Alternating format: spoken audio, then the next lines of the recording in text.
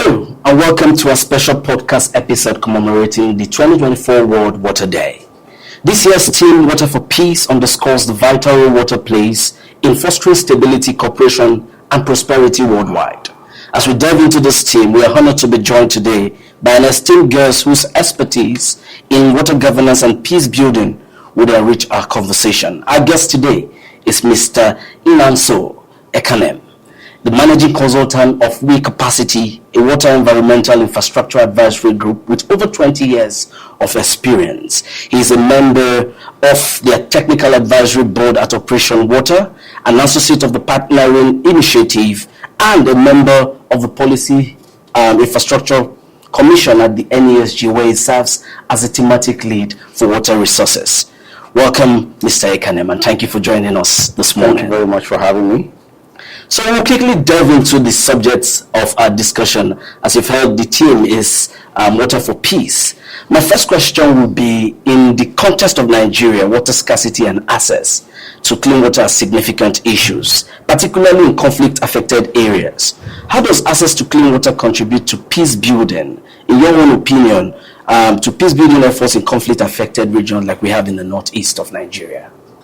Thank you for having me. I think it's a perfect time for us to have this kind of discussion because water is critical to development, and as long as we keep ignoring the significance water has in terms of development, we will not achieve any of the development goals. Just like we didn't achieve the Millennium Development Goals, we may also not achieve the Sustainable Development Goals. So in terms of conflict areas, water is also very critical because in terms of input for development, whether for processing or for industries, or more importantly for agriculture, water is very critical for you to grow food or for you to ensure that people have economic activities to sustain themselves. To reduce conflicts, you must get people engaged in economic activities, and so the more economic activities people get engaged in, you will be able to reduce conflicts in the society.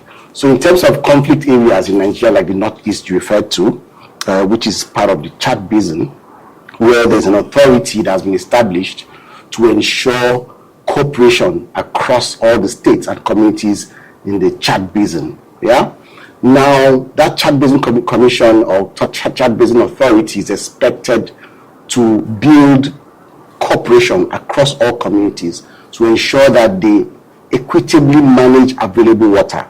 Now, the best way to do that is to invest in the right infrastructure, invest in the right stakeholder engagement, invest in the right research activities to ensure that they can use available water equitably and effectively to achieve socio-economic goals and also achieve agricultural development in the area. So yes, water is very critical to improving peace within a community. And for conflict areas like the Northeast, I think we need to look more into how we invest in water infrastructure to make water available for economic activities and also agricultural development. Interesting that you mentioned the concept of stakeholder in answering that question, underscoring the critical role water plays.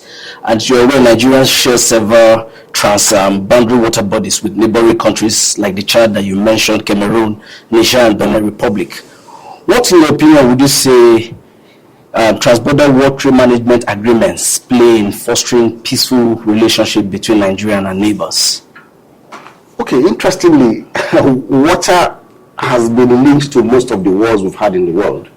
It's just that water is not the key issue maybe that has triggered the wars, but water has been linked to wars because water is something that drives economic development, and every country will want to have access to available water so they can drive their economy. Let's go to transboundary water. I'm sure you know about the Nile Basin, where Ethiopia is building a dam, and Egypt is against the building of that dam. And Ethiopia is saying, we need this dam for power, we need this dam for irrigation. That means they want to improve their economy. But Egypt is saying, look, if you build that dam, it's going to affect our own economy. And so there's potential conflict there already. But interestingly, there has been conflicts at the sub-national levels. community levels, the local governments, and even some states, even before you get to the national level, where you have conflicts with transboundary countries within a basin. So that's why you have authorities that have been created. So for instance, the Nile Basin is expected to ensure that all the countries that feed from the Nile are brought together to ensure they manage the available water equitably. The same way we have the Niger Basin Authority initiative, meaning all the countries within the Niger Basin, which includes Cameroon, Niger, Benin Republic, Mali, Nigeria, and even from where the water is coming from, Guinea. All these countries are within the basin.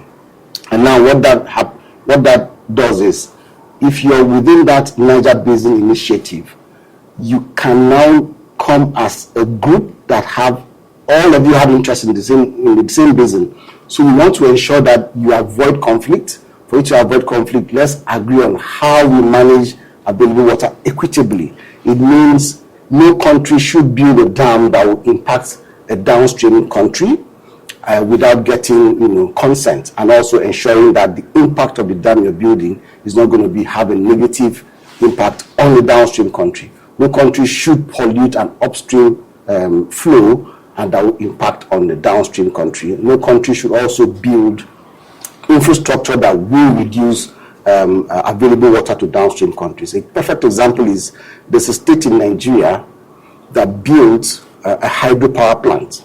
The demand from the plant for water reduced the water going downstream to other states. And all those states came to this other state and said, look, you must take down that hydropower plant, or else there's going to be conflict. We either come and destroy it, or we have to do something about it.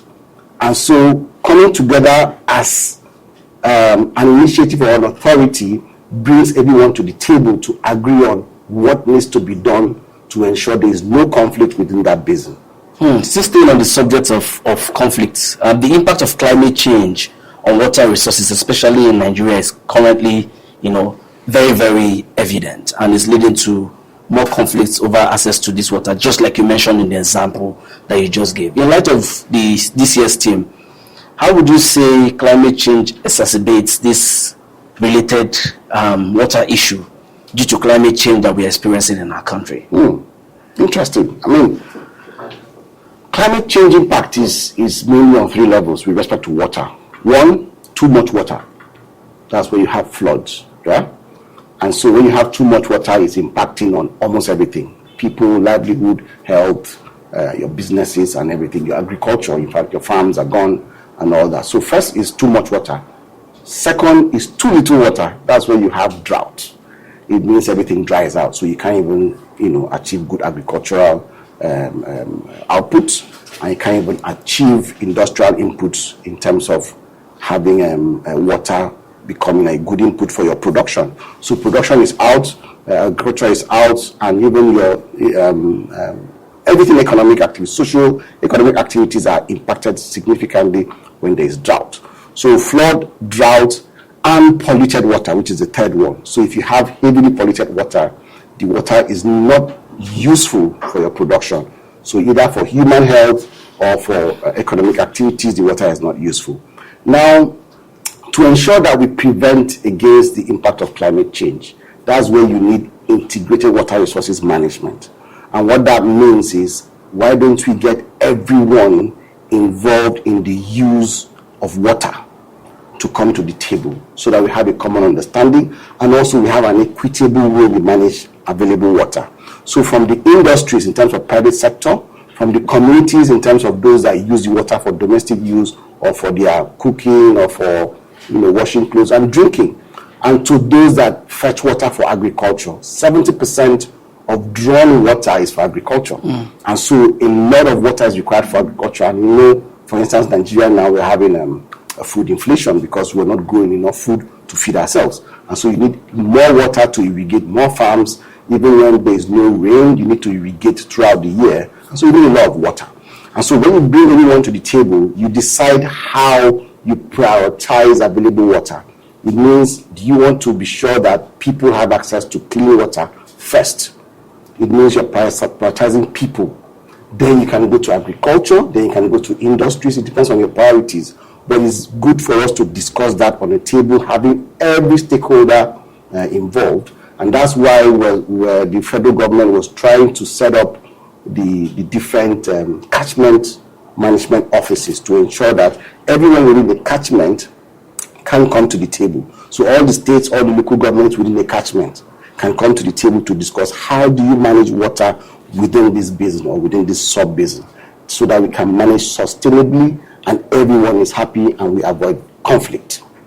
You just mentioned integrated water management system. Yes. I don't know if that is a traditional water management practice, but my next question would be, how do traditional water management practice and indigenous knowledge contribute to peace and sustainable water management in Nigeria, and how can they be integrated into the world's modern approach for water management? I mean, that's a very, very interesting question, because what we tend to do is to ignore traditional practices and think that with new technology we can leapfrog and get things done faster. And why that happens is industries, or for development, you need to be fast. So you want to build a new hydro dam that will supply power to industries, and so you want to do that very quickly, ignoring the fact that there's some people that depend on that water, and so you try to start to build a hydropower plant. Some want to build a water treatment facility to now distribute water for people to use in their homes, and so you ignore some aspects that may need water for agricultural use. Now, traditional practices in agriculture, for instance, how our forefathers used to manage available water, meaning conservative use of available water to grow crops. So you see systems like the mulching to ensure that you have less water leaving the soil and can keep available water within the soil to feed the plants. And so you have systems in terms of storage. So when growing up, we used to have this rainwater collection system. So you have rainwater harvesting then. And so these collection systems, I don't know if they're still available, but I know that growing up, we used to have very big earth tanks that will collect rainwater and keep, so that when the dry season comes, you're using the water from the rain. But when there's rainy season, you fetch enough for your domestic use and you store some for future use. So all these systems are still relevant today, and they can still be used, parallel with available technology. So let's not jettison agricultural practices that reduce abstraction, too much abstraction of water, practices that reduce wastage of water, practices that increase storage of water for use in the future. That way we bring those traditional practices and can bring in technology to be more efficient and to be more effective in terms of water management. So both can run together, and let's not ignore traditional. Indeed, both can run together, and we should not ignore the traditional knowledge. And moving on to the next question of ensuring that this traditional knowledge is not wasted, how can education and awareness raising initiative empower communities to still maintain these practices and also manage water resources sustainably to ensure that we don't have conflicts in the future? Oh, so that links directly to ensuring that we don't ignore communities as well. Communities and traditional societies that have built traditional practices and also built confidence in the communities. For instance, there was a time the federal government wanted to go for a national water resources law. So there was a bill that went to the National Assembly, and there has been several versions of interpretation of the bill. And so most of them have been negative. And so you see communities going up in arms saying, look, we don't want that kind of law. One, because they don't have confidence in the federal government. But I think if the chiefs or the leaders in those communities are the ones engaging the people, educating the people on the need to have a structure that helps for improved governance of water, meaning my community and the next community, whether it's upstream or downstream, we can engage ourselves to be sure that if you're upstream, whatever you do should not impact on me negatively. Then the people will have confidence in their leaders, because they live with them, they will bear the brunt with them, and they are not either from Abuja or from Lagos coming to tell them how they should manage water. So engaging the communities, engaging the traditional rulers, engaging those that are closest to the people to do that education will help. Education is very important, and awareness, because when people go up in arms and with placards protesting against setting up a structure for better governance of water, they don't understand the implication or the impact, and to explain that to them, you need someone that understands the language, understands the practices, understands the concerns. And so education and awareness is very, very important, but who does that is also very important, because it's either you must have confidence of the people to pass on the message, and also you must be with the people so that it will know that whatever impact that will come from that either law or regulation, you are part of that impact as well. To carry out this education will require obviously some kind of resources. Yes. So in what ways can investments in water infrastructure and sanitation facilities contribute to stability and economic development? And how do we attract this kind of investment? Okay, so Nigeria is known to be economic water scarce country. It's not that we don't have water. We are not investing enough to make sure water is made available to those that need it, for domestic users, for people, or for industrial use, or for agriculture. We are not investing enough. That's why we're an economic water scarce country. And so for you to meet the demands of all these levels, agriculture, human consumption, and for industrial use, and even for environment, you need to invest enough in infrastructure, either to build dams, or to build distribution networks, or to build water access service systems to ensure people have good quality water. Now, that investment can come three ways. One, the traditional way, which is the government investing through budget.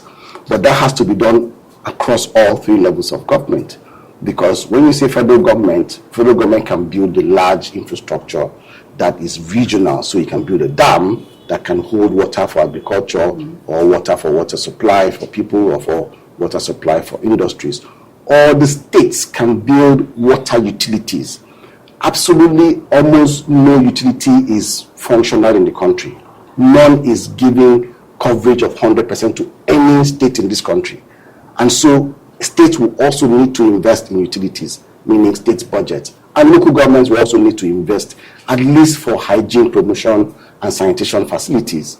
Now, the second level of investment will be private sector. But for private sector, there has to be a return in terms of to make sure the system works, and to ensure that you maintain the system over a long period of time. And so for private sector to invest, there has to be a good viability of that investment. And so private sector can invest in either the dams, or the water utilities, or even the hygiene promotion facilities. Then the third level is development finance. Development finance coming in, for you to attract development finance, you need to show that you're also doing something and you're ready to invest in what the objective is. And so it's good for government to invest first, show that they are committed to improving access to water, whether for domestic use or industrial use or agriculture. Then the development finance can come in to provide that support, or become a catalyst to attract other investment, either whether from the private sector or from institutional investors that can come in. But first, government needs to show that we are ready to make investments, and walking the talk and saying that, look, for water supply, we're going to invest in infrastructure to improve water quality and water services. Thank you very much. I would now ask one final question before I let you go, sir. What are some successful examples of collaboration and cooperation between different stakeholders that promotes peace through water management initiative? Do you have any such example or such projects, in your own opinion, even as you give us your concluding thoughts? Oh, so a few of them. I think we need more. The water resources bill would have created more, but we need more. So one is the Nile Basin, which we've referred to. Another is the Niger Basin Initiative, which has brought all the countries within the Niger Basin to the table to be part of decision making on how you manage water. Then in Nigeria, there's one called the Hadejia Jamari Kumadugu Yobe Basin Trust Fund. Now, why it's called Trust Fund is because it's been set up to ensure that all the states within the Hadejia Jamari Kumadugu Basin can come together, bring their resources to do studies, because you must carry out studies to be sure of what needs to be built or what needs to be resolved. You must carry out studies and prepare awareness programs to make sure you disseminate information. You must carry out studies in terms of allocation of water, in terms of water for agriculture or water for people. So to carry out studies, you need funds. So they called it the trust fund. And it's been very, very effective because the trust fund has been able to attract investment from the African Development Bank and from other international institutional development finance institutions. And so it's called Hadija Jamari Kumadugu Yobe Basin Trust Fund. That's a very good example of an initiative that can bring people within a sub-basin to say, let's see how we manage water effectively, bringing all the states, all the local government, and all the communities within that basin, within Nigeria, and they are raising finance and building assets, carrying out studies, and also resolving water issues within the same basin. So it's a very good institution. Interesting initiative. Thank you so much, Mr. Ekanem, for your time. Any concluding remarks on this special Water Day before we call it a wrap on this episode? What concluding remark would be that one, water is critical to development, for human life, for socioeconomic activities, and also for agriculture. And for Nigeria to make a headway in terms of optimizing the use of available water, but also making sure that we use water as a catalyst for development, we need to invest a bit more, not just in the infrastructure, but also in the equitable distribution of water across the different levels of demand. And so that way you can prevent conflict, either conflict between communities or conflict between local governments or states within the same country. We need to identify the basins we have and the sub-basins and use technology to ensure that we can project better in terms of whether drought is coming or flood is coming, having in place early warning systems to help communities to prepare themselves for either flooding or drought that's imminent. That way we know that technology is now useful, and also the communities can have confidence in the government protecting them. Thank you very much, sir, for contributing those insightful thoughts on this World Water Day. We're grateful for your time, and to our dear listeners, till we come away again on the next episode, thank you very much and continue serving in the national interest.